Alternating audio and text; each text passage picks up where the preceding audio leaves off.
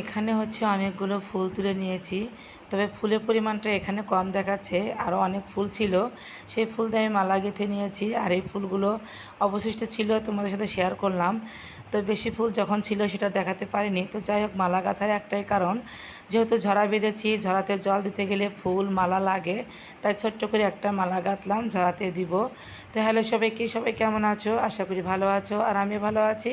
তো সকালবেলা একদম ভোর ভোর উঠে আজকে ফুল তুলেছি, এত ভালো লেগেছে। ঠান্ডা ঠান্ডা আবহাওয়া, রাত্রিবেলা একটু হালকা বাতাস আর বৃষ্টি হয়েছিল, যার জন্য আবহাওয়াটা এত সুন্দর ছিল। তো এদিকে হচ্ছে ফুলের মালা গেঁথে ঝরায় জল দিয়ে তারপরে হচ্ছে একটুখানি এখানে হরলিক্স বানিয়ে নিলাম ছেলেকে দেওয়ার জন্য, মানে দিব্যকে দেওয়ার জন্য। তো বেশি হরলিক্স খেতে যাচ্ছে না, সকালবেলা বলতেছে অল্প একটু দিবে, ওই জন্য অল্প করে বানিয়ে দিলাম। এদিকে আমি বিছানাটা উঠাইনি, এসে দেখি মেয়ে অনেক সুন্দর করে বিছানা একদম ঝাড়ু দিচ্ছে, আর পড়ার টেবিলটা সুন্দর করে গুছিয়ে নিয়েছে। আর দেখো, আর জামা কাপড় রাখার র্যাকটাও এত সুন্দর করে গুছিয়েছে, মনে হচ্ছে অনেক বড় মানুষ, সে এত সুন্দর করে গোছাতে পারবে না। আজকে কাব্য সকালবেলা উঠেই কেমন জানি কাজের প্রতি একটু আগ্রহ বেশি দেখলাম। তার মানে ও কিন্তু কাজ করে না, আজকে হঠাৎই কাজ করতে লেগেছে, মানে টুকিটাকি একটু গোছানো গাছানো কাজ। তো যাই হোক, ও বেশ ভালোই পারে। তো যখন করতেছিল আমি আর না করলাম না, মেয়ে মানুষ যেহেতু একটু কাজ শিখতে হবে। তো যাই হোক, এদিকে আমি আমার মতো করে কাজ করছি, এই তো রান্নাবান্নার জন্য সবই গুছিয়ে নিয়েছি। যেহেতু আজকে মঙ্গলবার, মা মঙ্গলচণ্ডীর পূজা, পয়লা বৈশাখ আজকে থেকেই শুরু হলো, যেহেতু প্রথম দিনই মঙ্গলবার পড়েছে। ওই জন্য ভাবলাম সকাল সকালে একটু রান্নাবান্না করব। তো ভেবেছিলাম মাছ রান্না করে দেব ওদের জন্য, কিন্তু মেয়ে বলছে মা মাছ খাবো না, আজকে একটু নিরামিষ আলুর ডাল রান্না করে দাও। আমার কাছে খুব ভালো লেগেছে, ওই জন্য আবার আলুগুলো কেটে ধুয়ে নিলাম। আর এদিকে লাল শাক নিয়ে আসছিলো, লাল শাকটা ধুয়ে পরিষ্কার করে নিলাম। তো চলে আসলাম রান্নাবান্নার জন্য। প্রথমে আলুগুলো সিদ্ধ করে নিয়েছি, এখন হচ্ছে আলুগুলো ছিলে নেব। তো আলু ছিলতে ছিলতে ভাবলাম যে লাল শাকটুকু ভেজে নেই, তাহলে কাজটা একটু সহজে যাবে। আবার দেখি আলু ছেলার জন্য মেয়ে চলে এসেছে, বলতেছে মা আমি একটু তোমার সাথে আলু ছিলবো। তো বললাম ঠিক আছে, যে কয়টা পারো ছিল। তো বেশ ছিলতে পেরেছে আর কি, অনেক সুন্দর করে ছিলেছে। তো আমিও সাথে সাথে ছিলতেছিলাম আলু, যাতে করে তাড়াতাড়ি হয়ে যায়।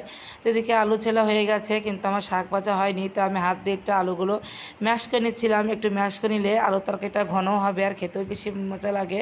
তো যাই হোক, এদিকে দেখি যে শাক ভাজিও প্রায় হওয়ার মধ্যেই একটু জল উঠেছিল শাকে, তো কিছুক্ষণ একদম শুকিয়ে নিয়ে তারপরে তো ভাজি করে নিচ্ছিলাম। অনেকদিন পর শাক ভাজি, কিন্তু আমি খেতে পারলাম না, যেহেতু আজকে আমি উপবাস। শাক ভাত এগুলো কিছুই খেতে পারবো না আজকে, আমাকে রুটি হোক যে কোনো জিনিস হোক অন্য কিছু খেতে হবে। তো যাই হোক, ওদের জন্য একটু হালকা পাতলা এইভাবে রান্নাবান্না করতেছিলাম।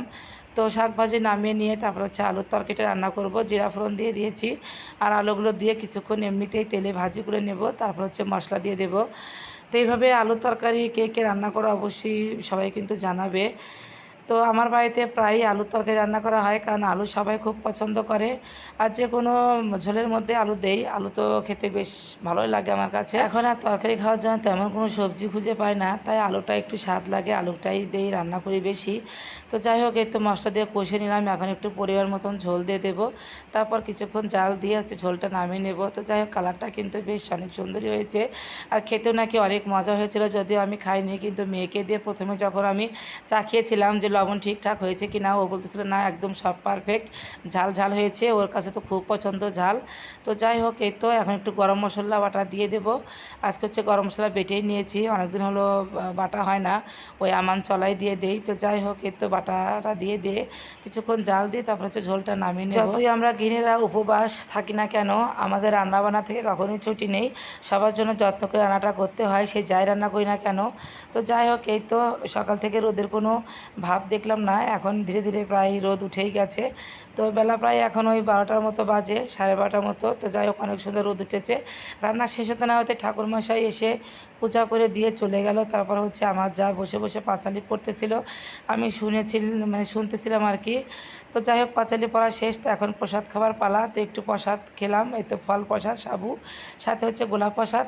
তো যাই হোক, গোলাপ প্রসাদ খাওয়ার পর যা রান্না করি পরে ধীরে সুস্থে রান্না করব।